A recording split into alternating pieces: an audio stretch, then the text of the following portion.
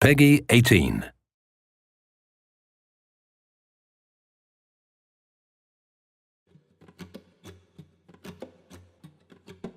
This time around, we want players to really care about this world, really feel like they understand this world, and they really are get drawn into it. At any one moment, in any particular direction, the player can see something they haven't seen before and go to it and explore it. In Just Cause 4, we enter into the beautiful South American world of Solis.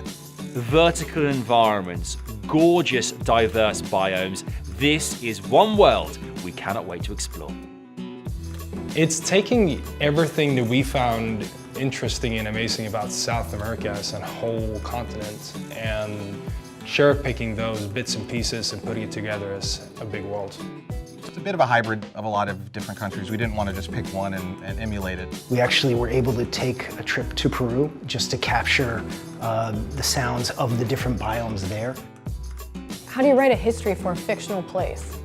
Oh, that's a great question. Okay, let's start from the narrative, okay? Who lives here? What does these people do? And then from there, we build the pieces and we make the town. Where the game starts is not where the history of the island starts. We went back to 500 years to try to create a historical context for the island that makes sense once you arrive there. Say in the grasslands, that will be composed of more contemporary buildings, where if you go up to the rainforest, where the original settlers came in, those buildings tend to be more of a colonial style.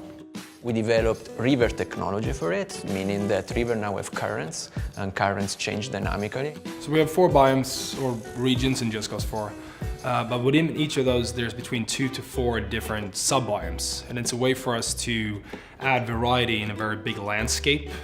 Just Cause is a vertical game. We always want to stress the verticality. We always want to bring that in. We want the game to be fully three-dimensional. We've gone from talking about square kilometers to cubic kilometers, which is fantastic. In JC3, we mainly sculpted a lot of it by hand.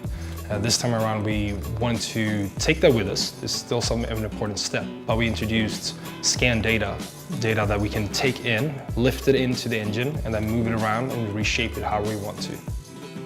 It's not top-down projected map, it's hollow.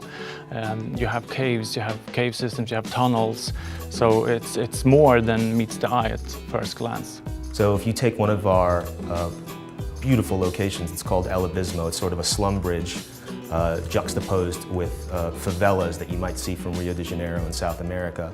These two things are combined in a vertical space. We actually have a credo at Avalanche. If you can see it, you can go there.